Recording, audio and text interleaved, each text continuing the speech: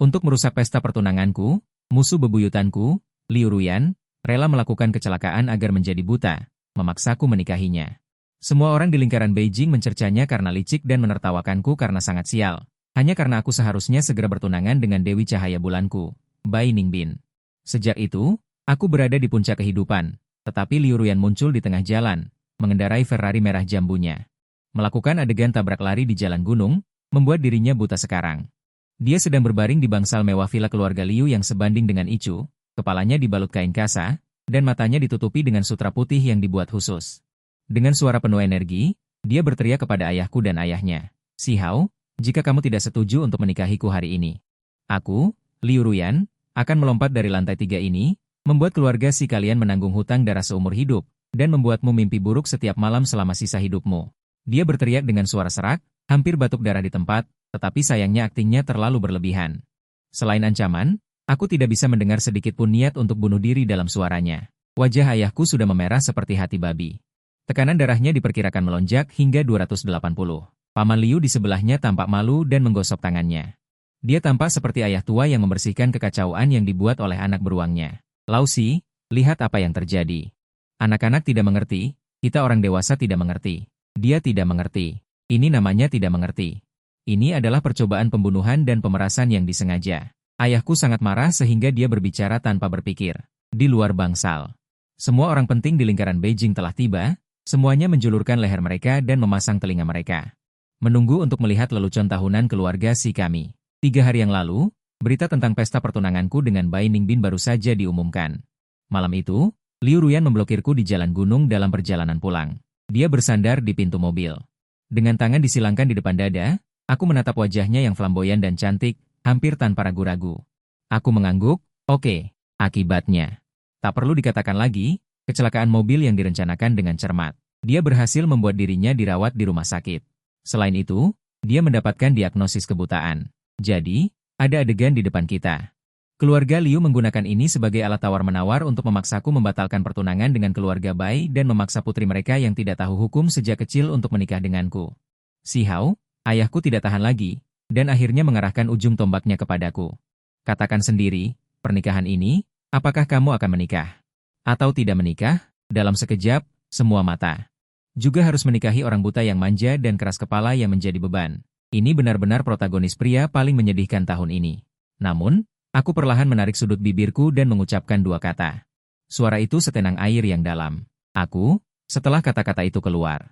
Penuh dengan keheningan. Aku dengan jelas melihat tubuh Liu Ruyan yang tegang itu. Seketika mengendur, bahkan sudut bibirnya pun tak bisa menahan diri untuk naik 0,5 detik. Namun, dengan cepat dia menekannya kembali dengan paksa.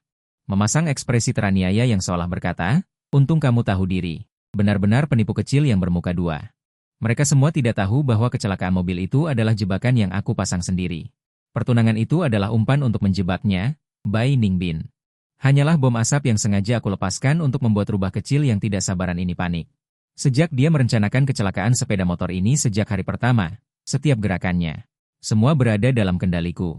Aku menunggu hari ini, menunggu penipu kecil yang sok pintar ini. Untuk menjebak dirinya sendiri, sudah menunggu selama 10 tahun penuh. Sekarang, pertunjukan kecilku akan dimulai. Permainan baru saja dimulai. Pernikahan diadakan dengan sangat tergesa-gesa. Namun, sangat mewah. Ayahku seolah takut orang lain tidak tahu bahwa keluarga si kami menikahi seorang wanita buta. Ingin sekali mengumumkannya ke seluruh dunia. Suasana di dalam mobil pernikahan agak aneh. Liu Ruyan mengenakan gaun pengantin putih bersih. Renda dan berlian yang rumit membuatnya tampak sangat cantik. Meskipun matanya masih tertutup kain sutra putih yang menutupi pemandangan itu, namun tetap tidak bisa menyembunyikan wajahnya yang bisa menghancurkan negara. Dia tampak sangat gugup, tangannya yang berada di pangkuannya mencengkeram erat ujung roknya hingga buku-buku jarinya memutih. Dia tiba-tiba berbicara dengan suara teredam, "Apakah kamu sangat membenciku? Untungnya, istriku, sekarang, berhentilah berpura-pura." Dia langsung meledak, "Kamu pasti ingin mencekikku sampai mati, menghancurkan urusan baikmu dengan Bai Ningbin. Membiarkanmu menikah denganku, beban seperti ini." Aku tidak berbicara, hanya mengulurkan tangan. Dengan lembut menggenggam tangan kecilnya yang dingin karena gugup itu. Seluruh tubuhnya menegang. Seperti kucing yang terinjak ekornya, dia ingin menarik tangannya kembali saat itu juga. Aku sedikit mengerahkan tenaga. Mengurung tangannya dengan erat di telapak tanganku, tidak membiarkannya melepaskan diri sedikit pun. Selesai. Jangan bergerak. Nada bicaraku datar, tidak menunjukkan emosi apapun. Namun dengan perintah yang tak terbantahkan, dia benar-benar tidak bergerak. Hanya saja, dari sudut mataku, aku melihat ujung telinganya yang kecil perlahan memerah dengan kecepatan yang terlihat dengan mata telanjang. Wanita ini, dari kecil hingga dewasa, selalu seperti ini. Jelas-jelas sangat menyukainya di dalam hati. Namun, dia selalu menggunakan cara yang paling mendominasi dan menjengkelkan untuk menarik perhatianku. 3 tahun, merebut botol susuku dan dengan percaya diri mengatakan aku minum terlalu lambat. 6 tahun, karena aku dan gadis kecil tetangga. Berbicara beberapa patah kata lagi, dia langsung meninju hidungku, menyebabkan hidungku berdarah selama sehari semalam. 15 tahun, menghadangku di sudut gang belakang sekolah, seperti seorang gangster wanita. Meremas kepalaku, dengan arogan mengumumkan, "Si Hao, dengar baik-baik, seumur hidupmu kau hanya boleh menjadi milik Liu Ruyanku." Seluruh lingkaran Jing mengira kami adalah musuh bebuyutan yang tidak bisa akur. Tidak berkelahi saat bertemu sudah dianggap damai. Hanya aku yang tahu, di kamar putrinya itu, tersembunyi sebuah rahasia besar. Sebuah rahasia yang hanya menjadi milikku. Sepanjang pernikahan, dia memeluk erat lenganku, seperti tanaman rambat yang melilitku. Takut kalau dia tidak bisa melihat dan akan jatuh tersungkur, membuat malu di depan seluruh lingkaran Jing. Selama aku menunduk, aku bisa melihat pipinya yang sedikit memerah karena gugup, dan bulu matanya yang panjang sedikit bergetar. Aku merasa penasaran dan lucu di dalam hati. Penipu kecil ini, aktingnya masih berbohong dengan mata terbuka. Terlalu mendalami peran, ya? Pesta berakhir. Setelah seharian sibuk, akhirnya kembali ke rumah baru kami. Begitu masuk, dia langsung menunjukkan wujud aslinya, dengan kasar melepaskan lenganku. Seperti seorang ratu, dia berbaring dengan seenaknya di sofa, menunjuk dan memerintahku. "Si Hao, aku haus. Pergi ambilkan aku segelas air." Aku mengangkat alisku, tanpa berkata sepatah kata pun pergi mengambil segelas air hangat dan memberikannya. Dia mengulurkan tangannya. Berpura-pura meraba-raba di udara untuk waktu yang lama, lalu dengan sangat akurat, tidak sengaja menjatuhkan cangkir air di tanganku. Dengan suara biur, sebagian besar air tumpah ke setelan jas Hao tekutur yang baru saja kupakai hari ini. "Aduh, maafkan aku ya, aku kan tidak bisa melihat." Dia meminta maaf tanpa ketulusan sedikit pun, tetapi sudut bibirnya menyembunyikan seringai licik yang bangga, mengira rencananya berhasil. Aku melihatnya dan tidak marah, perlahan mengambil beberapa lembar tisu.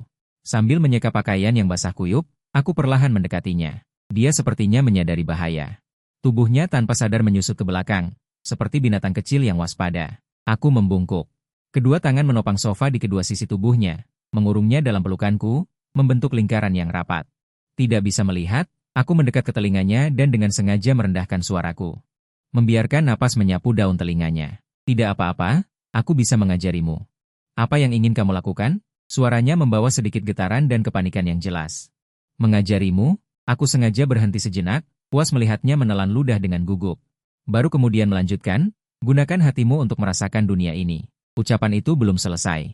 Tidak menyangka aku akan melakukan ini, seluruh tubuhnya membeku di tempat, seperti orang kayu yang ditusuk.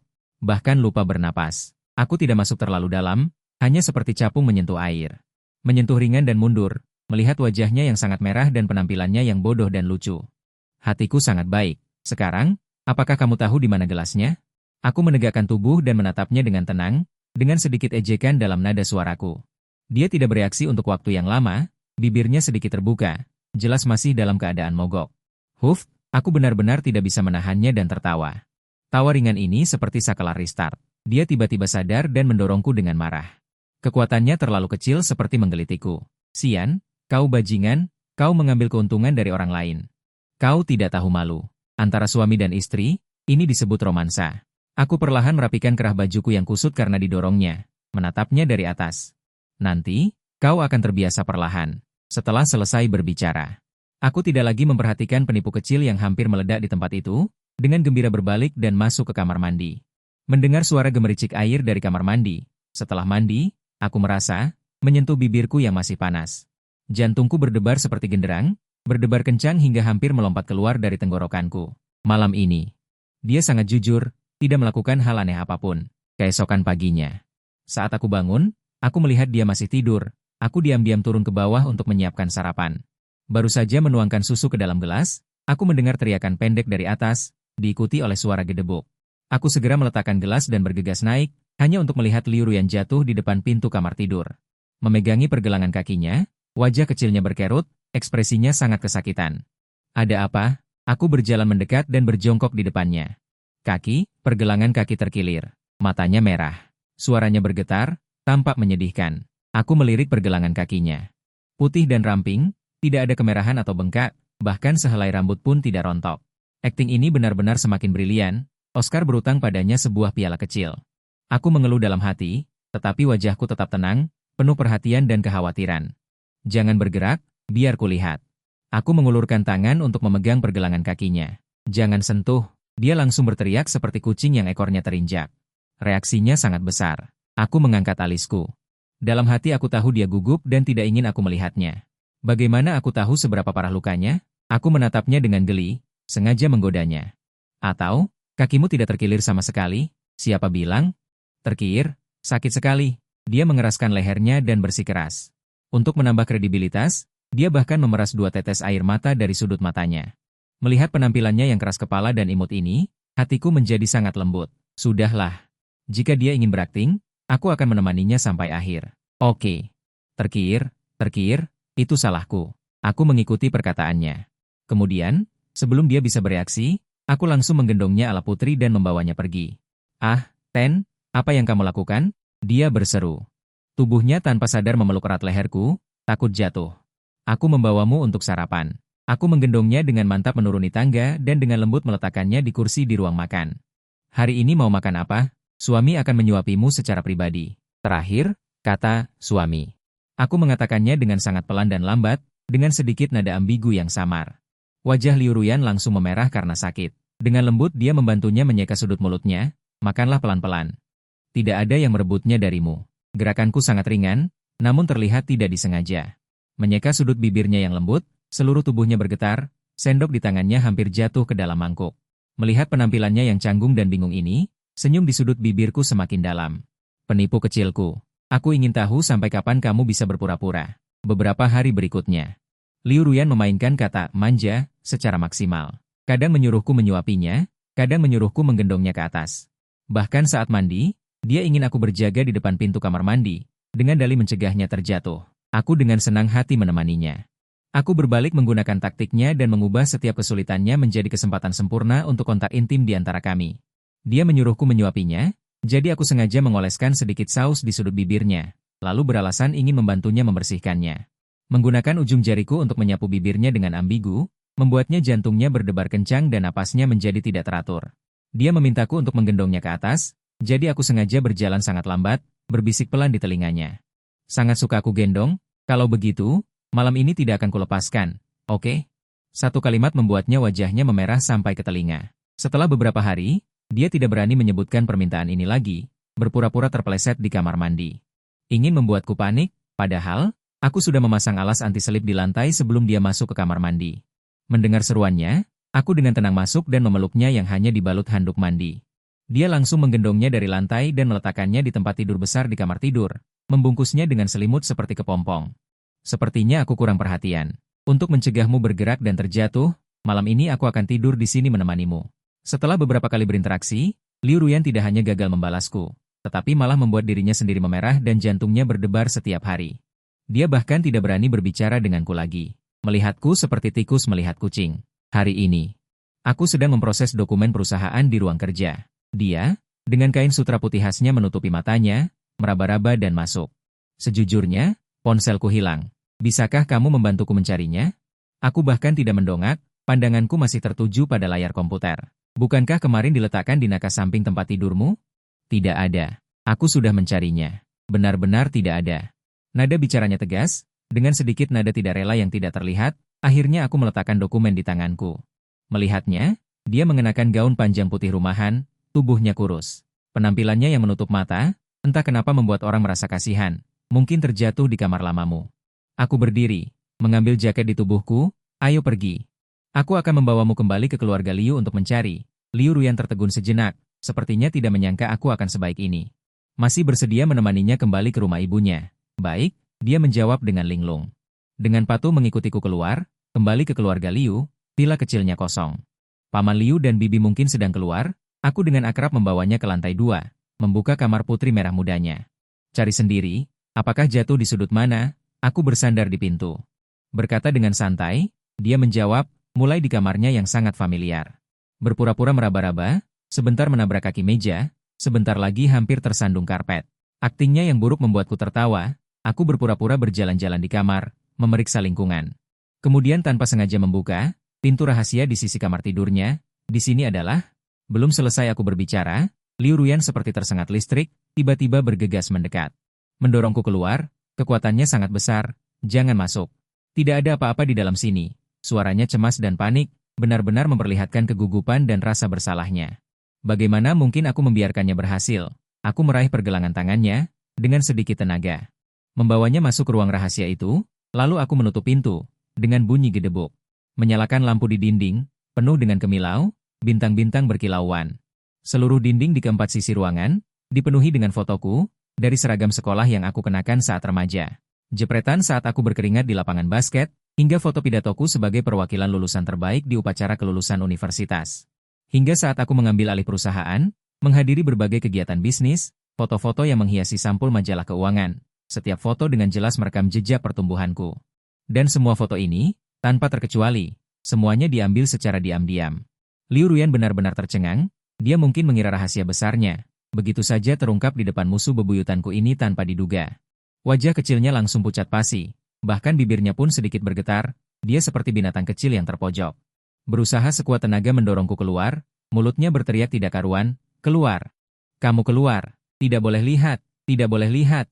Aku membiarkannya mendorongku, tubuhku kokoh seperti gunung, namun tatapanku dengan tenang tertuju pada salah satu foto. Itu adalah momen saat aku berusia 17 tahun, saat melempar bola penentu kemenangan dalam pertandingan basket. Sudut pengambilan fotonya sangat bagus. Sinar matahari sore menyinari tubuhku, bahkan butiran keringat di wajahku terlihat jelas, penuh dengan semangat muda. Aku mengulurkan tangan, dengan lembut mengambil foto itu, memegangnya di tangan dan mengamatinya sejenak. Kemudian aku menoleh, menatap Liu Ruyan yang hampir menangis karena cemas, suaraku tidak mengandung sedikit pun keterkejutan atau ketakutan. Sebaliknya, penuh dengan kasih sayang dan pengertian, foto ini diambil dengan baik, hanya saja cahayanya sedikit redup. Aku berkata dengan lembut, ternyata, sejak dulu sekali. Kamu sudah mulai diam-diam memperhatikanku. Semua kepura-puraan Liu Ruyan, di hadapan perkataanku ini. Langsung runtuh. Dia tidak mengerti mengapa aku sama sekali tidak terkejut.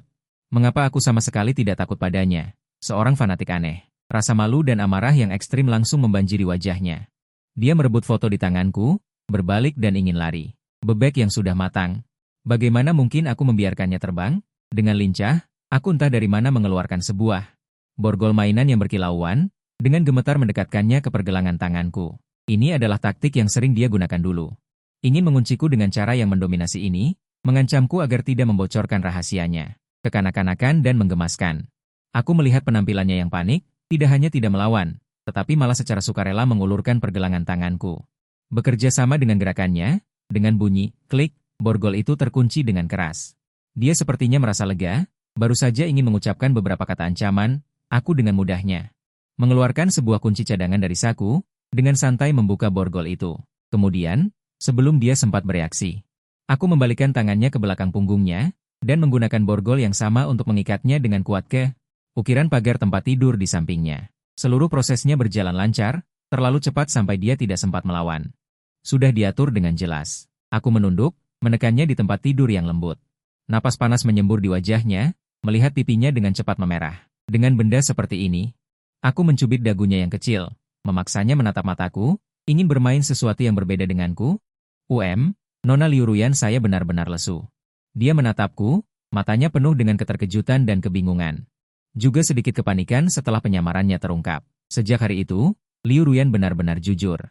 Tidak, harus dikatakan bahwa dia menjadi autis. Dia tidak lagi berpura-pura menyuruhku melakukan ini dan itu.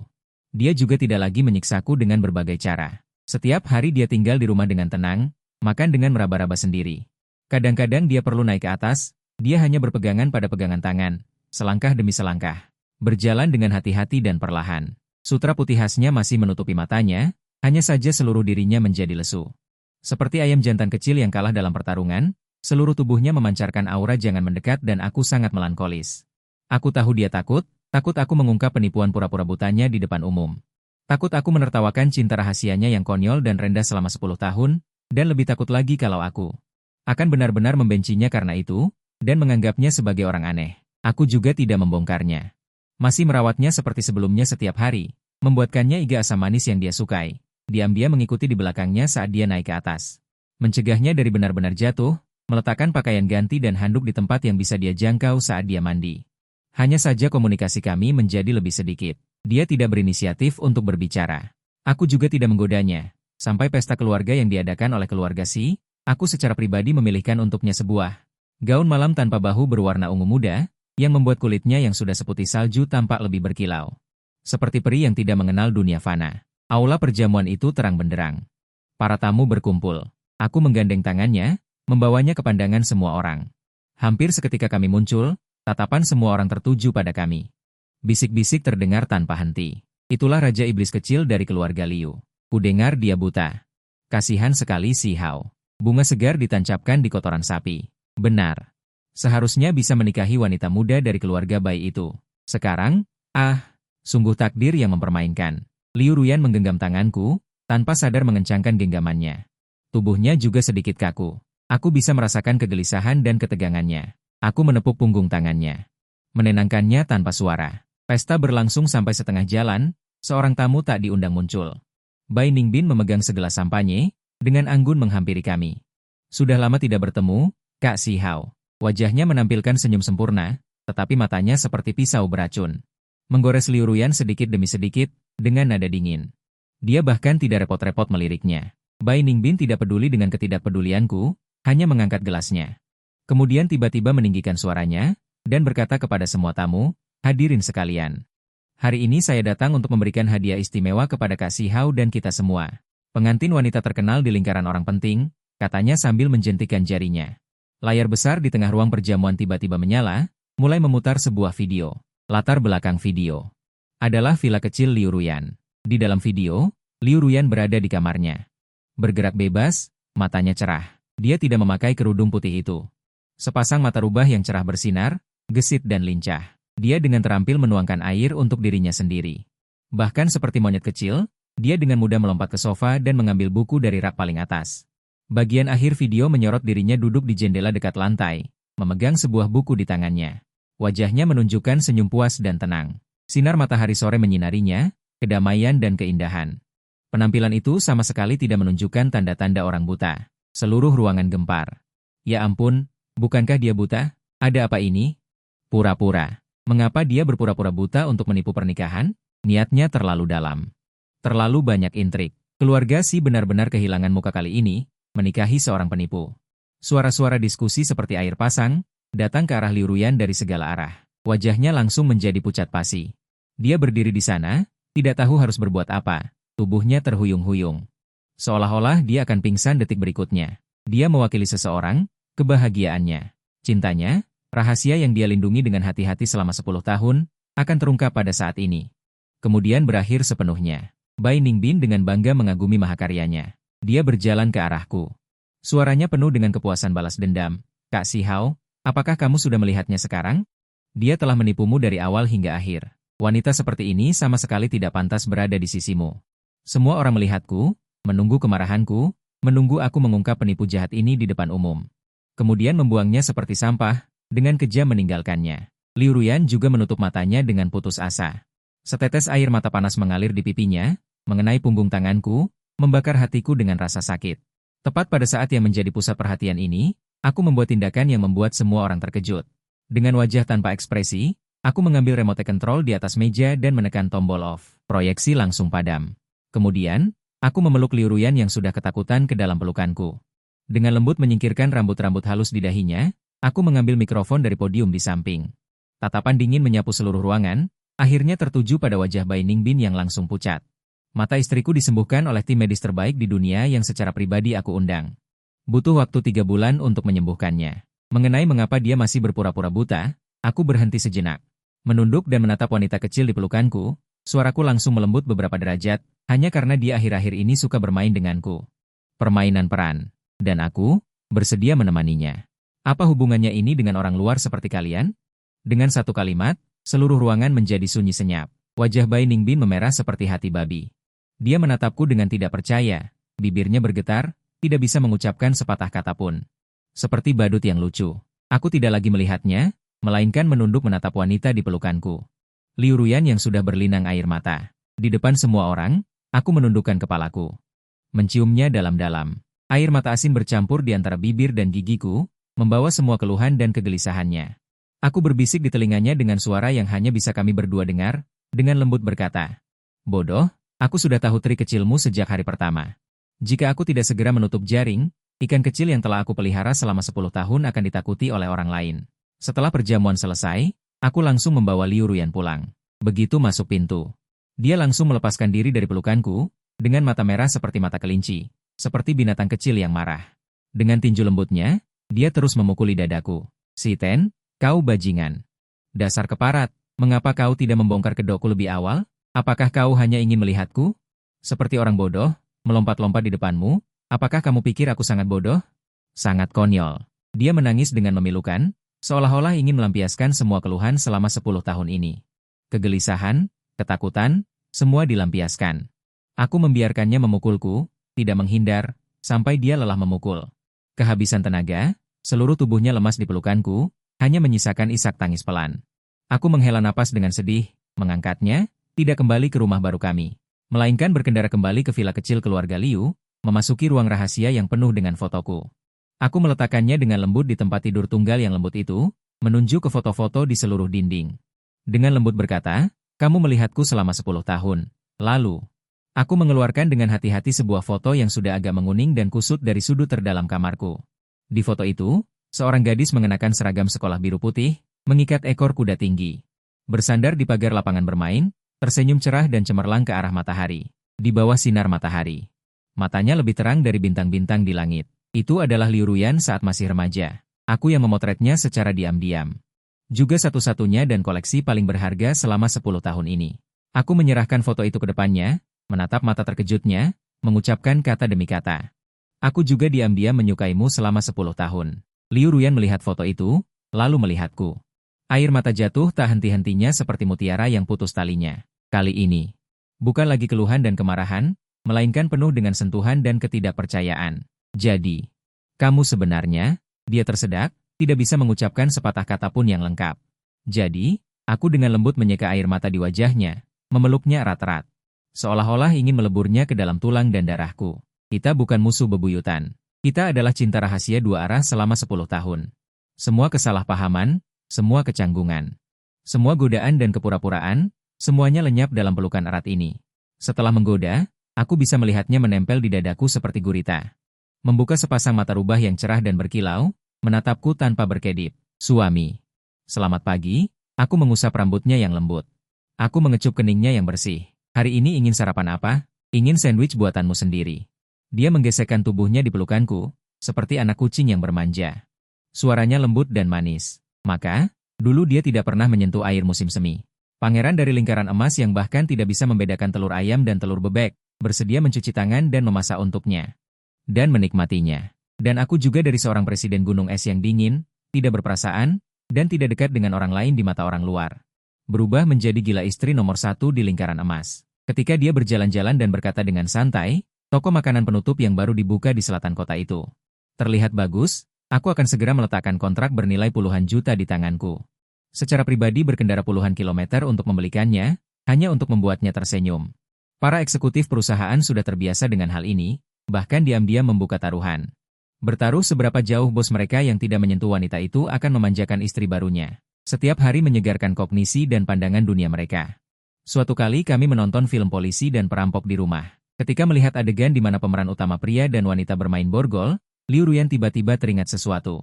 Dengan wajah memerah, dia mengeluarkan borgol mainan yang telah aku sita dari meja samping tempat tidur. "Suami, kita." Dia memegang borgol itu. Matanya menghindar. Dia berbicara setengah jalan dan malu untuk melanjutkan. Aku melihat penampilannya yang lucu, ingin tetapi takut. Aku tersenyum dan mengambil borgol itu dari tangannya. "Ingin bermain?" Wajahnya memerah. Dia mengangguk pelan seperti nyamuk. "Oke." Aku langsung setuju. Kemudian, di bawah tatapannya yang penuh harapan dan gugup, aku meraih pergelangan tangannya. Aku membungkuk. Menggigit telinganya dengan lembut, berbisik dengan suara iblis. Karena aku lebih suka menjadi inisiatif. Malam itu, borgol itu dimainkan dengan banyak gaya baru oleh kami. Di lingkaran emas, pernikahan kami yang dulunya dianggap sebagai pernikahan paksa yang tidak akan berhasil, sekarang telah menjadi teladan cinta yang paling membuat iri. Semua orang mengatakan bahwa iblis kecil dari keluarga Liu itu beruntung. Untuk dapat membuat Ten sangat setia dan memanjakannya. Hanya aku yang tahu bahwa yang benar-benar beruntung adalah aku. Pada tahun pertama setelah menikah, Liu Ruyan dinyatakan hamil.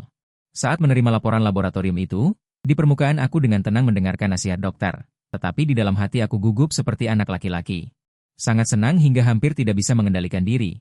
Bahkan tidak tahu harus meletakkan tangan di mana. Liu Ruyan melihat penampilanku yang bodoh ini. Tertawa terbahak-bahak, nomor 10, kau bodoh. Tidak bisa membaca, aku berbalik dan langsung memeluknya. Memeluknya erat-erat, seolah memeluk harta paling berharga di dunia. Aku akan menjadi ayah. Suaraku sedikit bergetar tanpa terasa. Ya, kau akan menjadi ayah. Dia bersandar di pelukanku, menjawab dengan lembut, mengulurkan tangan dan dengan lembut menepuk punggungku. Sejak hari itu, aku tidak bisa kembali di jalan menjadi seorang yang tergila-gila pada istri. Dan ada kecenderungan untuk berkembang menjadi budak istri dan budak anak.